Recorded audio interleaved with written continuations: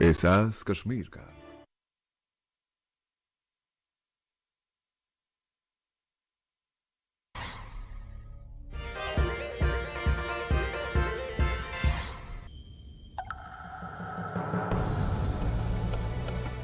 Assalamu alaikum. Myself Khurshid Ahmed Athar, lecturer physics, Government Girls Higher Secondary School, Kulgam. I again welcome you in the class of the physics class 12th. Last lecture I delivered regarding the electromagnetic induction over here, in which we discussed the laws of the Faraday's laws of electromagnetic induction and also the experiments which he performed over there, and I concluded my lecture over there on the Faraday's two laws, which were that whenever the magnetic flux linked with the coil is changed, an EMF is induced in the coil, and this EMF induced is directly proportional to the rate of change of the magnetic flux linked with the coil. So a few things I would like to repeat again. I am having a magnet in my hand which is sticked with a nail, and this is a galvanometer to which a coil is attached. Whenever I am bringing this magnet close to this coil, the galvanometer shows deflection.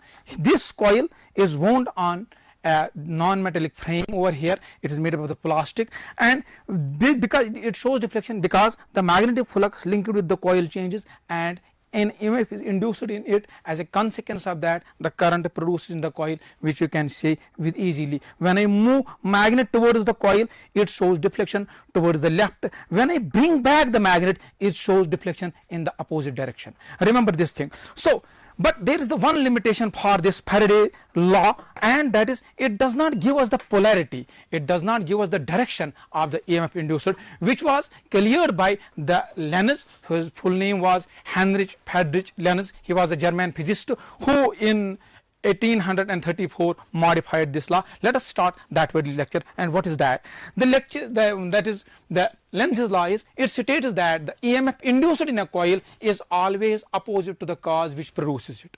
Remember this thing. As a consequence of that, we write the Faraday's law as epsilon. This is the EMF induced in the coil. It is equal to negative times n d phi b divided by dt. Before this, the law which Faraday put forth, that was without this polarity, that was this EMF is equal to n d phi b divided by dt.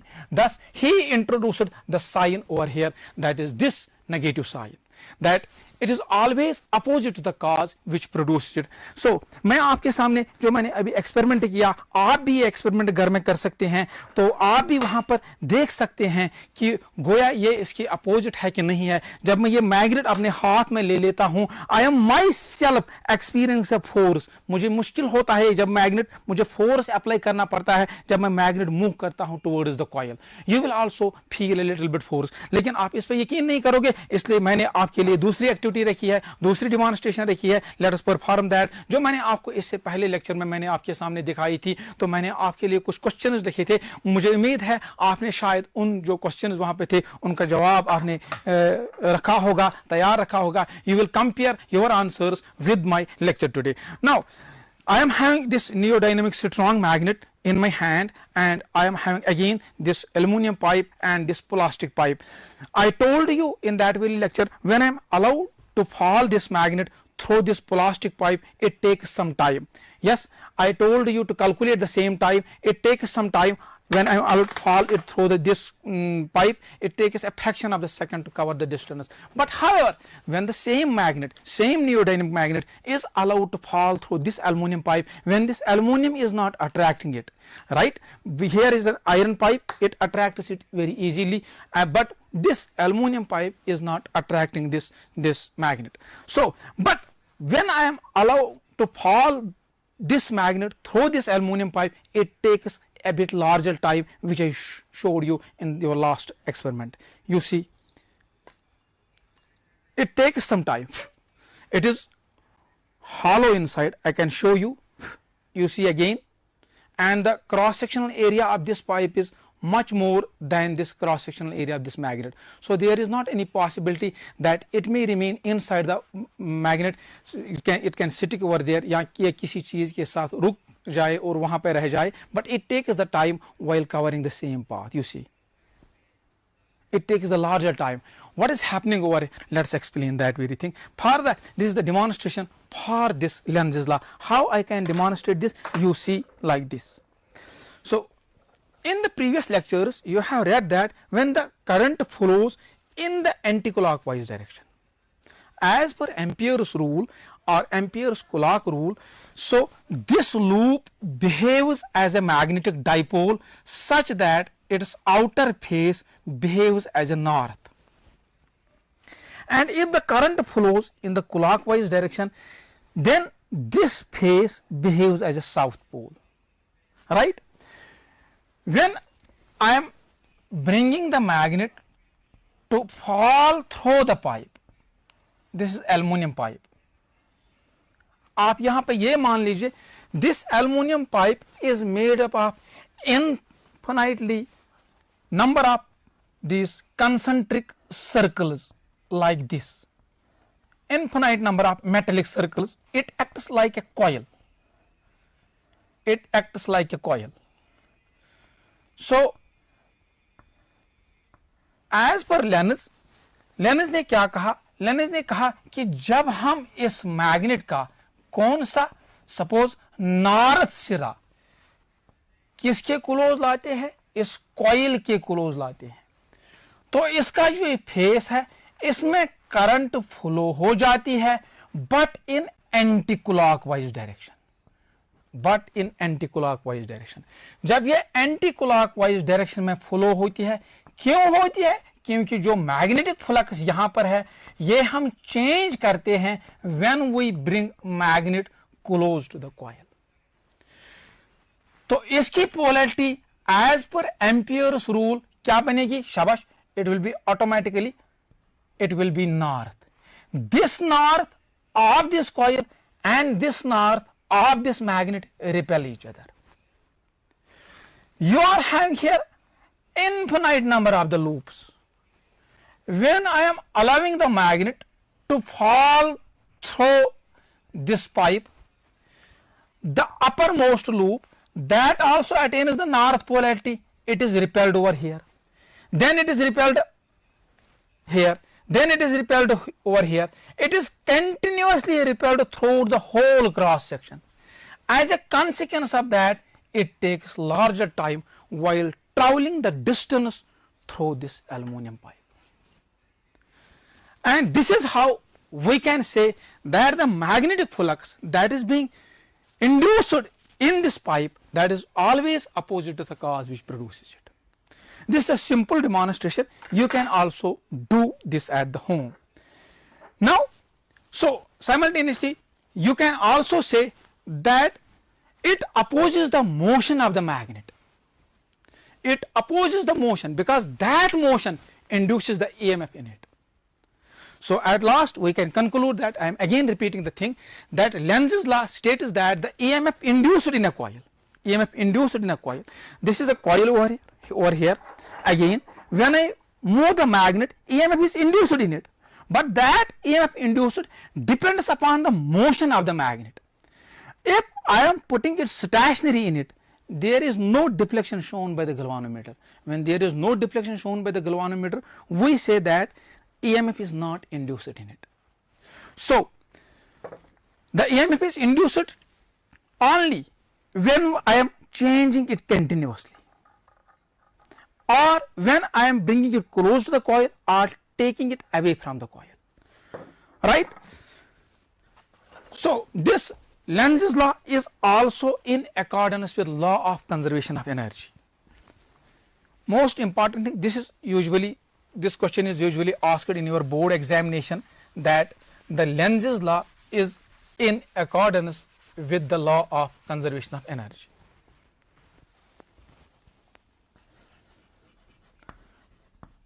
Lenz's law is in accordance with the law of conservation of energy. Now let us explain how it is in accordance with the law of conservation of energy. You know that the law of the conservation of the energy states that energy can neither be created nor destroyed, but can be transformed from one form to another form. So what we do over here, galvanometer shows when I am bringing the magnet close to this coil, this galvanometer shows deflection when I am moving the magnet. When I am moving the magnet means that this magnet possesses the kinetic energy or you can say the mechanical energy. जब तक मैं उसको move करता रहूंगा तब तक ये deflection दिखाता रहेगा. When I am stopping doing the work, when I am stopping it, it does not show any deflection. ये तब डिफ्लेक्शन नहीं दिखाता है. ठीक है, तो यहां पे क्या होता है, thus we can say that here we convert the mechanical energy of the magnet, this mechanical energy that is being done by my hand, into the electrical energy. So we say that this is in accordance with the law of conservation of energy. जब मैं magnet को यहां लेता हूं, ठीक है, I am doing the work or mechanical work, right? So that mechanical work or that mechanical energy is converted into electrical energy. If I am moving the magnet away from it, again the magnetic flux linked with the coil is changed and again the EMF is induced in it. So EMF induces only up to when the change continues. If I am stopping, EMF is now induced in it. So we can say that this EMF induced in a coil is always opposite to the cause which produces it. So what thing produces the EMF in the coil? That is the due to the mechanical energy, that is change of the magnetic flux over here, right? So this was all about the Lenz's law. So this law is also, we also read this law, this epsilon or EMF is equal to minus n d phi b divided upon the rate of change of magnetic flux.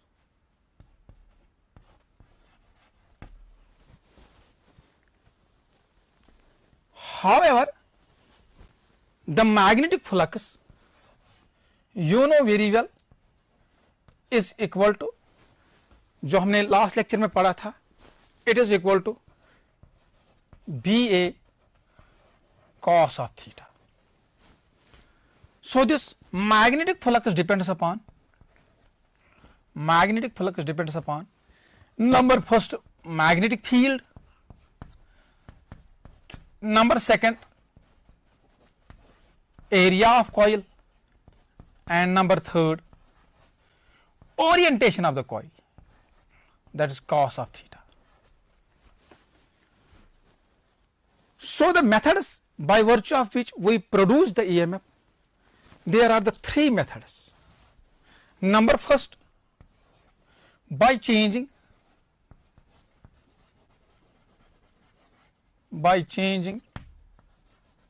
the strength of magnetic field,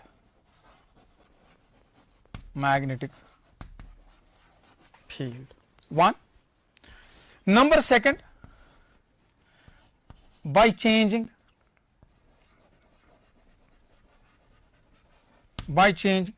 the area,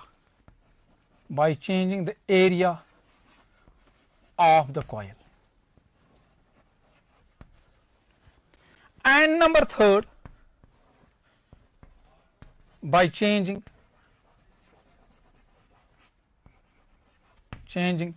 the orientation of the coil,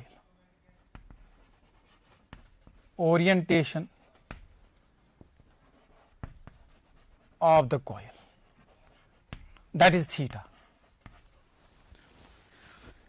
Remember these are the three methods which I derived from this is the main formula, right?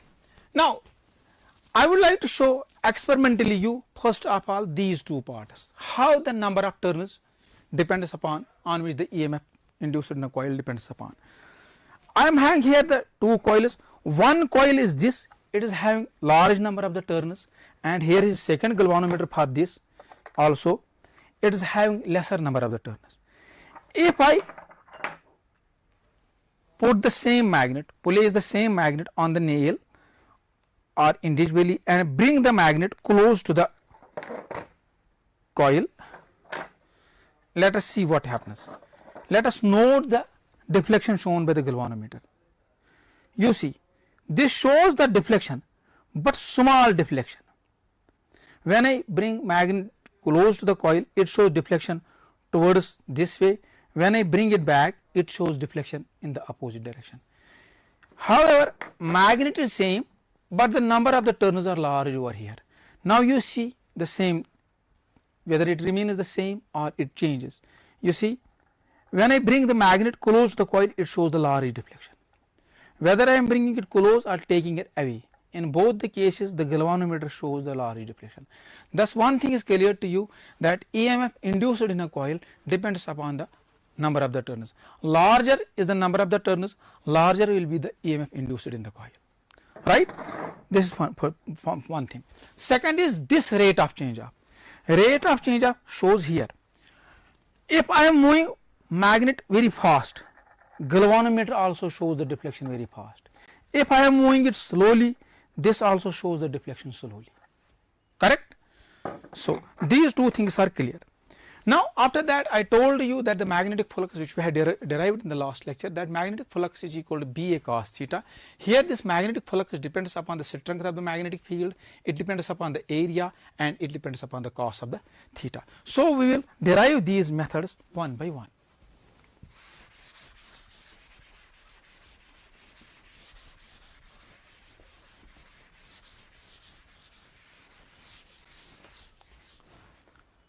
First method is self-explanatory. What is that? That is by changing the strength of the magnetic field. By changing the strength of the magnetic field. It is self-explanatory like this. See, if I am having the one magnet which is represented by these crosses,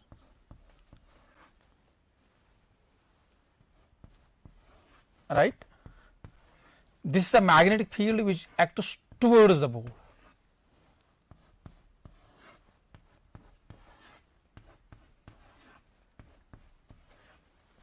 0 degree. Why? Because magnetic field is directed towards the board and area of this loop L into X is also say towards the board. Come out of the differentiation. So I will write here d by dt of x. You know very well that d by dt of x is equal to v.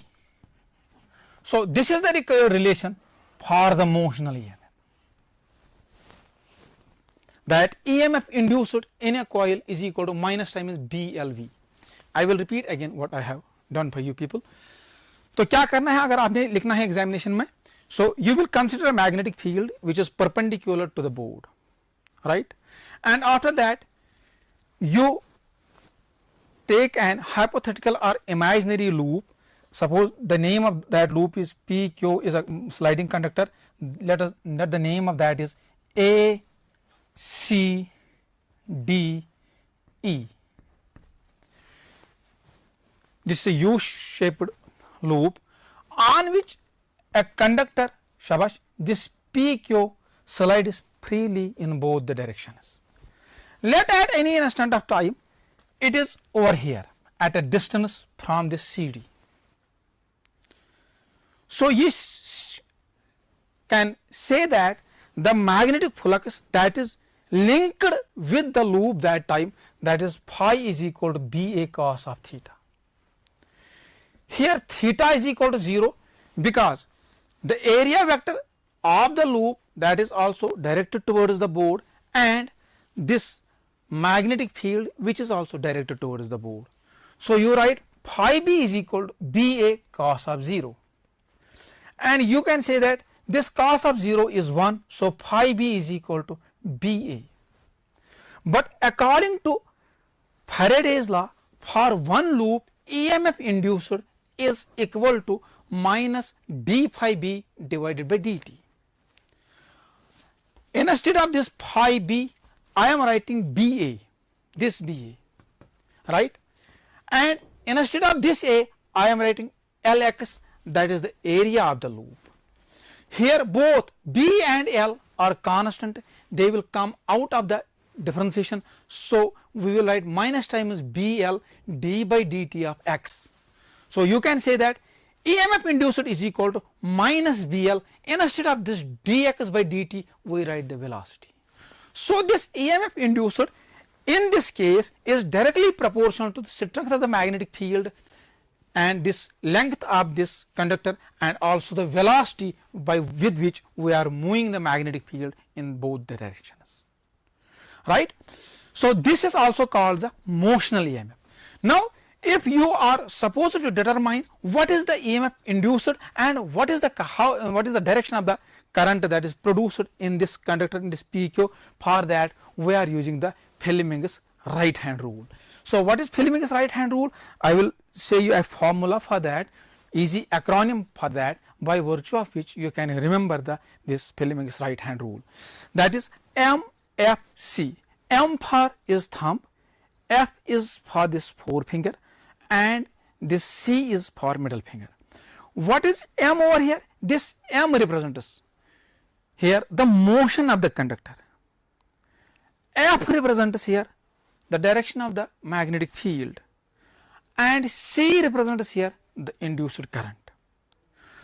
To remember it, let us have formula, that is mother, father and child. This is to remember the acronym MFC. M is otherwise here motion.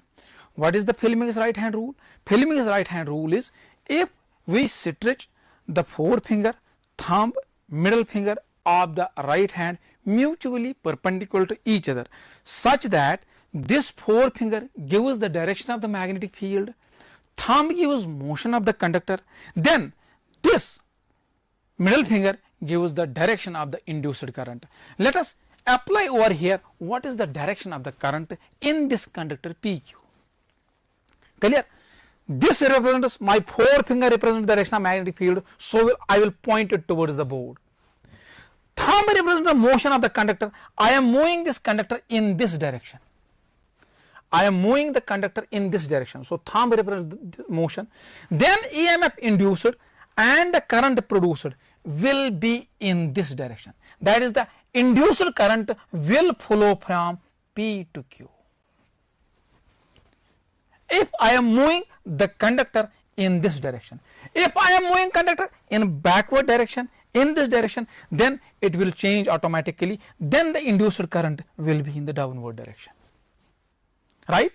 It is very easy, by virtue of which you can remember this Fleming's right hand rule on the formula MFC, that is mother, father, child, but M stands for motion of the conductor.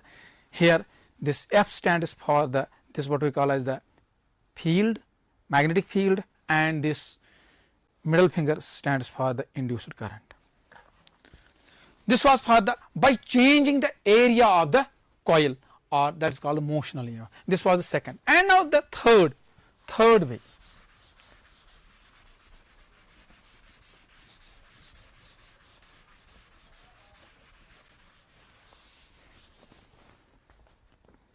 Third is by changing the orientation of the coil. By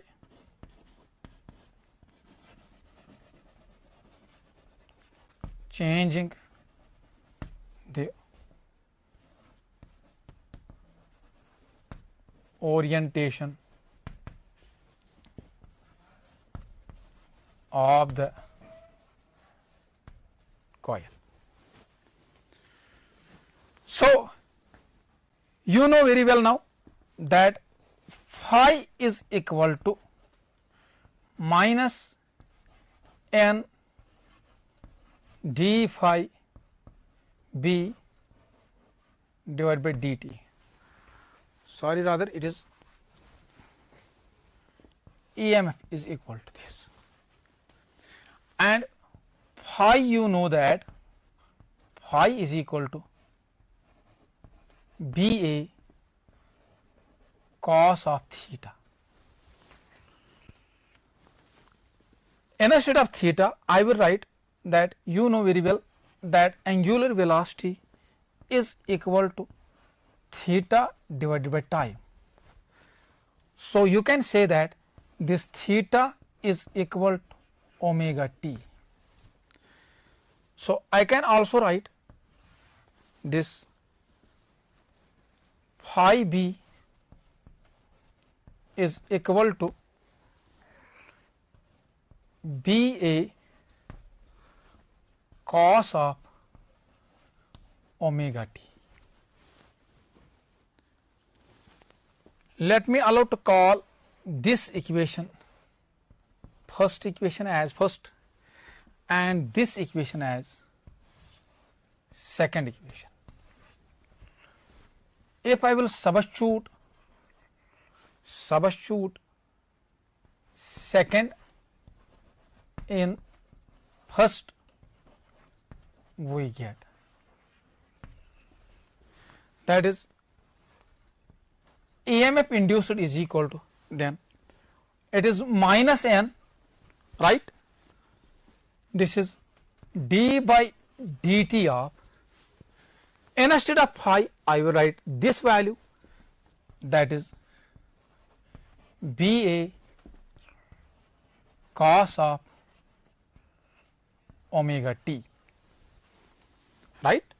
So, I can write this epsilon is equal to, or this EMF induced in the coil is equal to minus times n. B and A are constant, they will come out of the differentiation, that is I will write here BA outside differentiation, and then it is d by dt of cos of omega t. So, I will write this EMF induced is equal to, this is minus times n BA, right.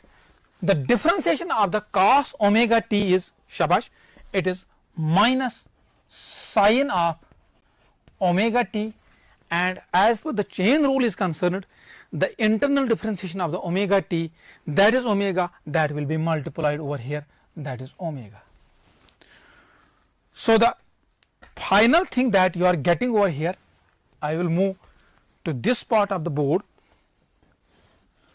that is EMF induced is equal to, it is minus times now n B A omega and sine of omega t.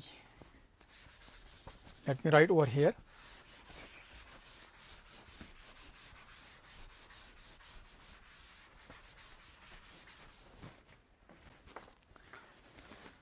So, the final thing that we are getting here is that is EMF induced is equal to, it is minus times n B A omega, and it is minus sine theta, minus and will become plus, we will write over sine of omega t. So, or you can write the EMF induced is equal to, I will substitute the value of this omega t back, I will write it n B A omega sine of theta. This is the final relation that we obtain over here. If special case for this, if theta is equal to say 90 over here, that is when the maximum flux passes through the coil, that time this epsilon is equal to EMF induced is equal to, it is equal to n B A omega, we write here sine of 90, and the equation becomes, this is equal to epsilon is equal to, shabash, it will be n B A omega only, which we write that time the peak value of the or maximum value of the EMF. Instead of this we write shabash epsilon 0 when this is maximum that time, right. So this is written as NBA omega. If I will substitute this value back in this equation, so we get the alternating EMF which we usually use in the other classes, upper classes over here, that is epsilon 0 sine of theta. Let me repeat again, this was the third method. Third method, by changing the orientation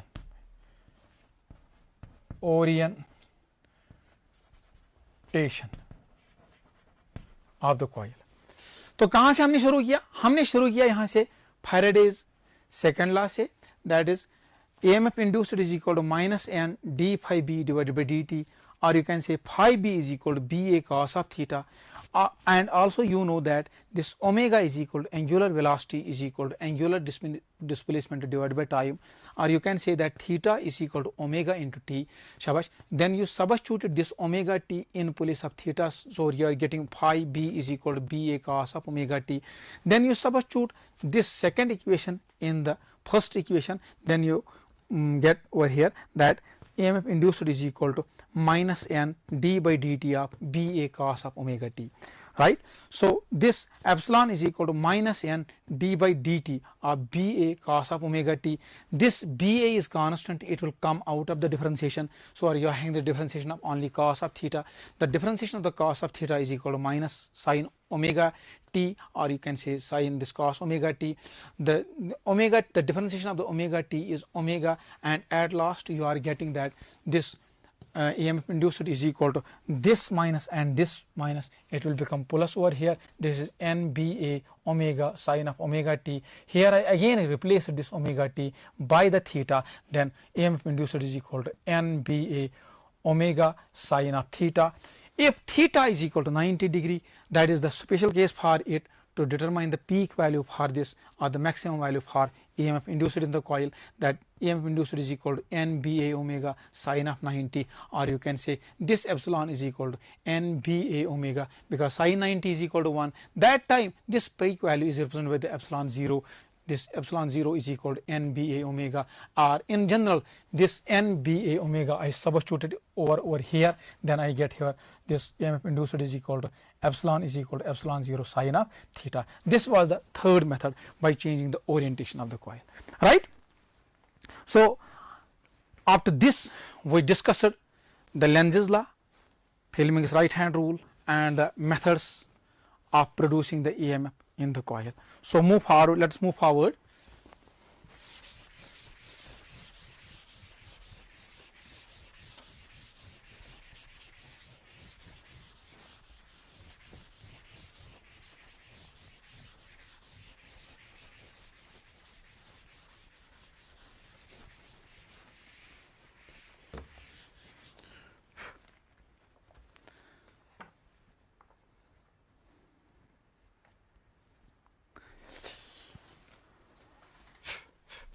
Now the topic that we are going to discuss after this over here is the eddy current, for which we will define the eddy current and its other ingredients and other parts.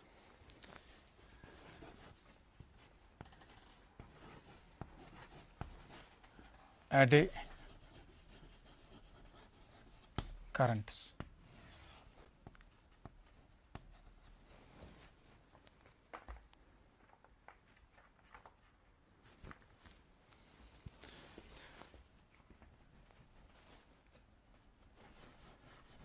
These are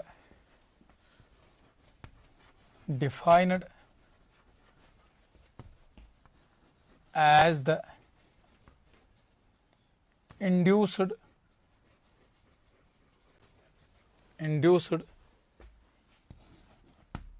circulating currents, circulating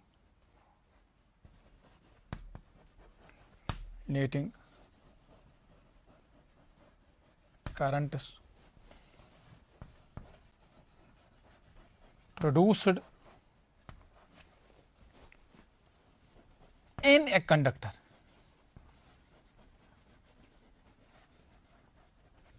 when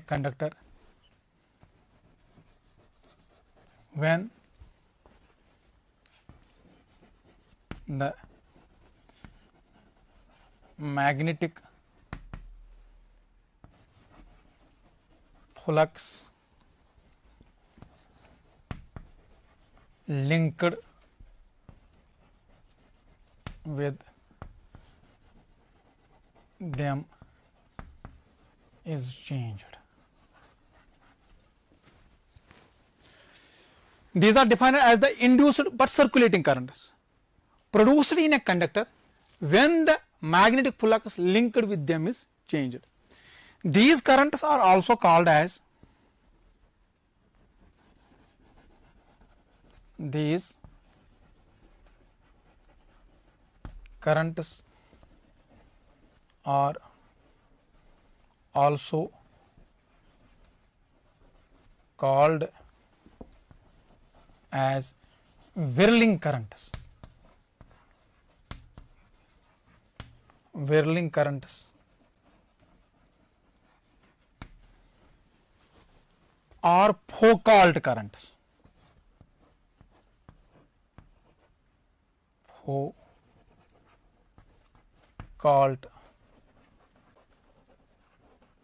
currents as they were discovered by the Foucault. So, we are having a few parts for this eddy currents. Number first is demonstration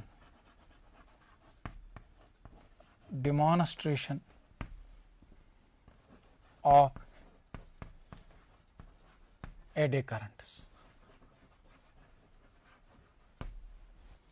I will demonstrate these eddy currents for you people who are here during the lecture. Number second is the applications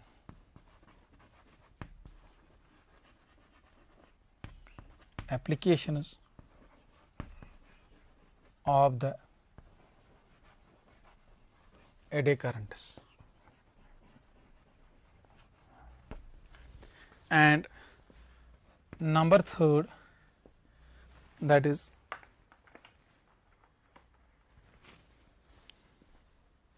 limitations or disadvantages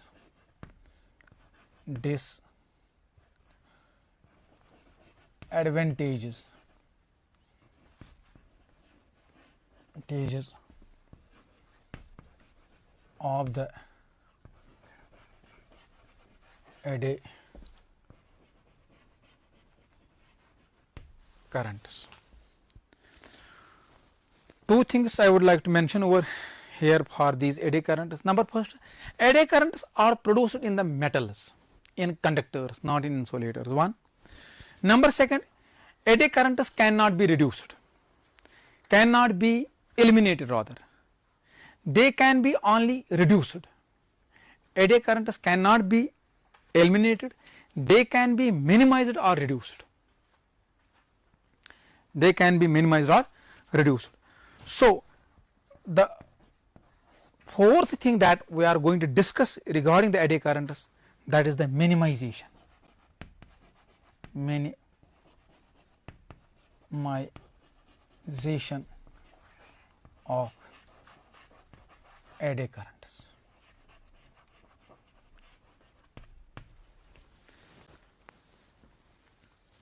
Now, let us go in detail how these eddy currents are produced in the metal blocks, because you know that the conductors, they contain the free electrons. Whenever these conductors are subject to the non-uniform magnetic fields, these electrons experience the force and these electrons move in eddies. As a consequence of that, the current produced under such conditions are termed as the eddy currents.